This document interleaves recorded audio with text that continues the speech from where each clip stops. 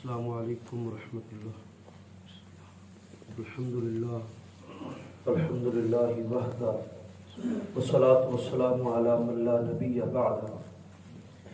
اما بعد فاعوذ باللہ من الشیطان الرجیم. بسم اللہ الرحمن الرحیم. قال اللہ تبارک و تعالی فی القرآن المجید کما ورد فی سورہ بقرہ ولو انہم آمنوا واتقوا لمثوبة من عند اللہ خیر لو كانوا يعلمون. یہاں پر یہ آیت مبارکہ 103 ہے اور 12واں رکوع آج ہمارا مکمل ہو رہا ہے. جو پچھلی آیات کل ہم نے پڑھی کہ ان میں اللہ نے یہ بیان کیا کہ انہوں نے جادو کیا، پھر جادو کے اثرات ہوئے، پھر انہوں نے حضرت سلمان علیہ السلام کی بادشاہت کو بھی جادو ہی کا ثمر قرار دیا کہ جادو کی وجہ سے سلمان علیہ السلام کی بادشاہت ہے. تو اسی کے پیچھے لا کر انہوں نے جادو سیکھا. اور پھر آخری آیت اللہ نے یہ کہی کہ کتنے برے ہیں وہ کہ انہوں نے اپنی جانیں بیچ کر جہنم خریدی اور کتنا برا سودا انہوں نے کیا. کاش یہ سمجھتے. اگلا اللہ نے یہ بات کہی کہ وَلَوْ أَنَّهُمْ آمَنُوا، اگر یہ ایمان لے آتے وَاتَّقَوْا اور تقوی اختیار کر لیتے. یہ جتنا کوئی شخص اللہ کی نافرمانی میں محنت کرتا ہے اتنا وہ اللہ کی فرما برداری میں محنت کرے تو لَمَثُوبَةٌ مِّنْ عِنْدِ اللَّهِ خَيْرٌ، اللہ کے پاس بہت بہتر اجر ہے. یعنی کوئی شخص جتنا دنیا کا برے طریقے سے مال اکٹھا کرنے کی کوشش کرتا ہے یا اللہ کی نافرمانی کے ساتھ جو لذت حاصل کرنے کی کوشش کر رہا ہے، کوئی بھی اللہ کی نافرمانی کے پیچھے اس انسان کی ایک وشفل تھنکنگ، ایک ڈیزائر جو اس کو تسکین دیتی ہے، اس کو مطمئن کرتی ہے، اس کو جو ہے اس کو سیٹسفیکشن دیتی ہیں ذہنی طور پر، دل کے اعتبار سے. اللہ کہتے ہیں کہ اگر یہ لوگ اللہ کا تقوی اختیار کرتے، اللہ سے ڈرتے اور ایمان لے آتے، لَمَثُوبَةٌ مِّنْ عِنْدِ اللَّهِ خَيْرٌ، تو اللہ کے پاس اس سے بہت اچھا اجر پاتے. وَلَوْ كَانُوا يَعْلَمُونَ، اگر یہ جانتے ہوتے. مسئلہ یہ ہے کہ یہ جہان مٹھا تے اگلا کس ڈٹھا. ہمیں یہ دنیا اچھی لگتی ہے، اگلی تو دیکھی کس نے ہے. یا کسی نے مر کر واپس آ کر بتایا ہو کہ وہ دنیا واقعی سچی ہے اور وہاں واقعی بہت زبردست چیزیں ہیں، جنت میں بہت عالی شان چیزیں ہیں. یہ تو کسی نے نہیں بتایا آ کر. تو لَوْ كَانُوا يَعْلَمُونَ، اگر یہ جان لیں اور اللہ کی بات پر یقین رکھیں تو اللہ کے تقوی، اللہ کے پر ایمان اور اللہ کی فرما برداری میں اللہ کے پاس وہ کچھ ہے جو نافرمانی کے ساتھ جو دنیا کی ہلکی پھلکی لذت حاصل کرتے ہو وہ اس کے مقابلے میں کچھ بھی نہیں ہے. آگے رکوع یہاں مکمل ہو گیا ہے. 103 نمبر آیت پر 12واں رکوع ہمارا مکمل ہو گیا ہے. اب 13واں رکوع شروع ہو رہا ہے. یا ایھا الذین آمنوا لا تقولوا راعنا وقولوا انظرنا. یہاں سے پورا پرسپیکٹیو اب بدل گیا ہے. جو پچھلا پورا رکوع ایک خاص موضوع کے اوپر چل رہا تھا، اب وہ رکوع سے آگے بات مختلف ہو گئی ہے. آپ کو شاید یہ معلوم ہو کہ رکوعوں کی تقسیم نہ نبی صلی اللہ علیہ وسلم نے لگائی ہے نہ اللہ نے لگائی ہے. رکوعوں کی تقسیم ہے، نصف ہے، آدھا پاؤ ہے، ثلاثہ ہے، ربع ہے. یہ تقسیمیں شریعت کی نہیں ہیں. اسی طرح پاروں کی تقسیمیں بھی شریعت کی نہیں ہیں کہ یہ پہلا پارہ ہے، یہ دوسرا پارہ ہے، یہ تیسرا پارہ ہے. شریعت کی جو نبی صلی اللہ علیہ وسلم نے لگائی ہیں قرآن مجید کی تقسیم، وہ صرف منزلیں ہیں، 7 منزلیں. یا نبی صلی اللہ علیہ وسلم یہ کہا کرتے تھے کہ جس شخص نے تم میں سے سورہ اخلاص قل هو اللہ احد ایک دفعہ پڑھی، اللہ 1/3 قرآن کا ثواب عطا کرتا ہے. 10 پاروں کا نہیں، تو آٹومیٹکلی وہ 10 پارے بنتے ہیں. چونکہ 3 حصوں میں تقسیم ہو گیا. تو جس شخص نے بھی یہ تقسیم کی ہے، ایک تو حجاج بن یوسف بہت بڑا عالم تھا لیکن سفاک آدمی تھا، قاتل آدمی تھا، ظالم آدمی گزرا ہے بنو امیہ میں سے، لیکن وہ بہت بڑا عربی دان تھا اور بہت بڑا جو ہے رموز و قاف کا ماہر تھا. پورے قرآن مجید کے اعراب اس نے لگائے ہیں، زبر زیریں اس نے لگائی ہیں. ویسے تو زبر زیریں بھی نہیں تھی، تو یہ اس نے پہلی دفعہ زیر زبر جو ہے یہ اس نے لگائی تھی. پھر اس کے بعد اس کی رکوعوں کی تقسیم ہوئی. اب رکوعوں کی تقسیم بھی ایسے نہیں ہے، یہ اسی شخص نے لگائی ہیں جو باقاعدہ عالم دین تھا اور جس کو فہم تھا کہ یہاں پر ایک ٹاپک مکمل ہو رہا ہے، اس آیت سے ایک نیا ٹاپک شروع ہو رہا ہے، تو یہاں پر رکوع کی اس نے ایک حد بندی رکھا دی. تو اب جیسے رکوع مکمل ہوا ہے، پچھلے رکوع میں ایک جیسی بات تھی ساری، اب جیسی 12واں رکوع شروع ہو رہا ہے تو بالکل موضوع الٹ ہے، مختلف موضوع ہے یہود کے متعلقہ، بنی اسرائیل ہی کے متعلقہ. یا ایھا الذین آمنوا، اے وہ لوگوں جو ایمان لائے ہو، لا تقولوا راعینا، تم نہ کہو راعینا، وقولوا انظرنا، بلکہ تم کہو انظرنا، واسمعوا، اور غور سے سنو، وللکافرین عذاب علیم، اور کافروں کے لیے بڑا دردناک کنٹینیوسلی پینفل پنشمنٹ موجود ہے. یہ آیت مبارکہ کا ایک پرسپیکٹیو ہے کہ نبی اکرم صلی اللہ علیہ وسلم جب خطاب کرتے تو رسول اللہ علیہ وسلم کی یہ عادت مبارکہ تھی کہ آپ کوئی بہت لاؤڈ بات نہیں کرتے تھے، یا آپ بڑے آرام سے دھیمے انداز سے بات کرتے کہ اگلے کو بات سمجھ آ رہی ہے. لچھے دار تقریریں تو ہمارے علماء کے ہاں ہیں، ایسی تو نہیں تھی. اب جب کسی کو سمجھ نہیں آتی تھی کسی بات کی تو اللہ نے یہ حکم دیا تھا کہ تم کہنا رائنا، اللہ کے رسول ہماری طرف دھیان دیجیے گا.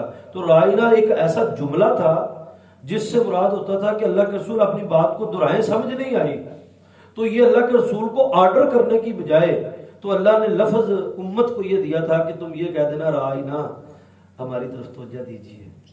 تو ایک ہوتا ہے کہ دوبارہ دسو جی، یہ بات ہوتی ہے آرڈر کے زمرے میں آتا ہے، حکم کرنا. تو اللہ کے رسول کے معاملے میں اللہ نے اتنا ادب ملحوظ خاطر رکھا ہے، اتنا ادب ملحوظ خاطر رکھا ہے کہ کوئی یہ نہ کہے کہ اللہ کے رسول ذرا گل دوبارہ دہراؤ تو سانو سمجھ نہیں آئی، یا ایسی کوئی بات، ایسا کوئی جملہ، بلکہ لفظ ایک دیا امت کو رائنا. اب کو کہ ہمیں رائنا کا مطلب ہوتا ہے ہماری رعایت کرے، ہمیں معاف کر دے. تو اس سے مراد اللہ کے رسول سمجھ آتے کہ گل میں دوبارہ دہرانی ہے تو وہ بات اللہ کے رسول دوبارہ دہرا دیتے. لیکن ایک لفظ ہے راعینا، ایک ہے را کے اوپر کھڑی زبر اور عین کے نیچے زیر اور نون الف نا، راعینا. ایک ہے راعینا، عین کے بعد یا پھر نون، اس کا مطلب ہوتا ہے چرواہا. تو یہودی جو دشمن تھے، جو مسلمان ہو چکے تھے یا منافق تھے، منافقت جو ہے وہ مدینہ کے اندر آئی ہے، یہ پوری ڈیٹیل آپ نے بتائی ہے. مکہ کے اندر تو جتنی سزائیں ملتی تھی منافق کوئی رہتا نہیں تھا، یا کافر ہے یا مومن ہے. درمیان والا تو مکہ میں راستہ ہی نہیں تھا. راستہ درمیان والا نکلا منافقت کا مدینہ میں، کیونکہ یہود مدینہ میں، اور مدینہ میں اسلام قبول کرنے کے اوپر کوئی پابندی یا کوئی سختی نہیں ہوتی تھی، اتنی کوئی مارے نہیں ہوتی تھی، کچھ نہیں. لہذا منافقت ہمیشہ سے یہود کے اندر ہی رہی ہے، اور آج بھی پوری دنیا میں منافقت یہود کے پاس ہے. اب وہ اسلام تو قبول کیا لیکن منافقت کے ساتھ، تو اللہ کے رسول کو کہا رائینا. یہ بہت بڑی گستاخی. جیسے ہی ایک نے ایسا لفظ بولا اور لفظ کو بگاڑا، اللہ نے وہ لفظ ہی بدل دیا کہ آئندہ تم میں سے کوئی رائینا بھی نہ کہے. رائینا الٹا بنے ہی نہ اس کا، تم کہو انظرنا، ہماری طرف نظر کرم کیجیے. آپ نے یہ لفظ واسمعوا، اور پہلے ہی غور سے سنو رسول کی بات کو کہ وہ کیا کہہ رہے ہیں. اگلا حکم اللہ نے پھر یہ دے دیا کہ بجائے یہ کہ بعد میں تم کہو کہ دہرائے، واسمعوا، یہ اللہ کا تمہیں حکم ہے کہ رسول کی بات کو پہلے ہی غور سے سنو. یہود کے اندر نام بگاڑنے کا بہت برا رواج تھا، اور نبی اکرم صلی اللہ علیہ وسلم کو جو ایذا دی جاتی تھی، تکلیف پہنچائی جاتی تھی، وہ الٹے نام سے. نبی صلی اللہ علیہ وسلم کا نام تھا محمد، وہ کہتے تھے مزمم. جب کہتے کیا کہا تم نے؟ جی ہم نے تو محمد ہی کہا، تمہارے کان بجتے ہوں گے، تمہیں سمجھ غلط آئی ہے، ہم نے تو آپ محمد ہی کہا بھائی. تو آگے سے ٹچر کرتے آگے سے کہ بھائی ہم نے تو محمد ہی، جبکہ وہ کہتے تھے مزمم.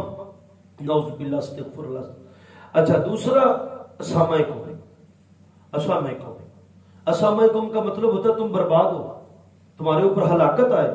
السلام علیکم، تم پر اللہ کی سلامتی ہو. یہ بہت سارے الفاظ ہیں جو سلام کے مختلف طریقے ہیں، یاد رکھ لیجیے. سلام السلام علیکم ہی صحیح ہے، اس کے علاوہ اس کے جتنے بھی تلفظ ہیں ان کے مطلب غلط ہی بنتے ہیں. دیکھیں نا، عربی ویری رچ لینگویج ہے. پوری دنیا میں اگر کوئی امیر ترین کوئی زبان ہے تو وہ عربی زبان ہے. تو عربی زبان کے اندر تو ایک ایک چیز کے کئی کے مطلب ہے.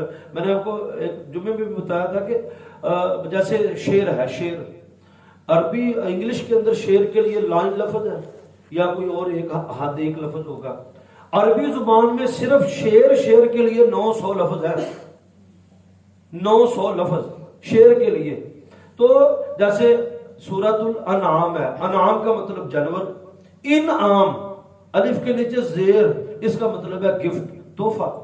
تو ایک زبر زیر کے ساتھ ایاک نعبد، اور اگر یا کے اوپر شد ہے ایاک کا پڑھنا ہے، اگر پڑھ دے نا شد کے بغیر ایاک نعبد تو اس کا مطلب ہوتا ہے ہم تیری بھی عبادت کرتے ہیں تو کسی اور دی بھی کرنے ہیں.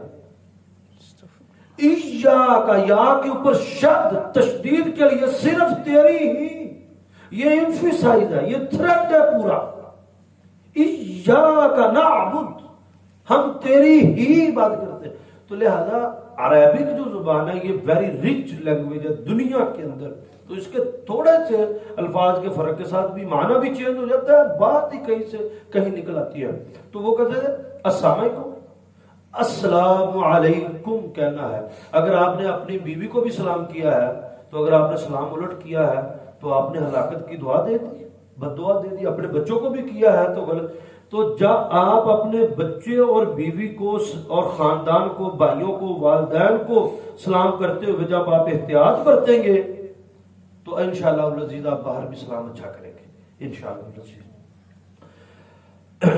یہ تھا اس آیت کا پرسپیکٹو کہ وہ رائنا کہتے تھے، اللہ نے وہ لفظ ہی بدل دیا. اللہ نے کہا کہ تم جو ہے وہ انظر نہ کہو، ہماری طرف دیکھیں. وَلِلْكَافِرِينَ عَذَابٌ عَلِيمٌ، یہ حرکت کرنے والے کی آخری آیت کا ٹکڑا کہ وَلِلْكَافِرِينَ عَذَابٌ عَلِيمٌ، اللہ نے کافروں کے لیے تو دردناک عذاب رکھا ہے.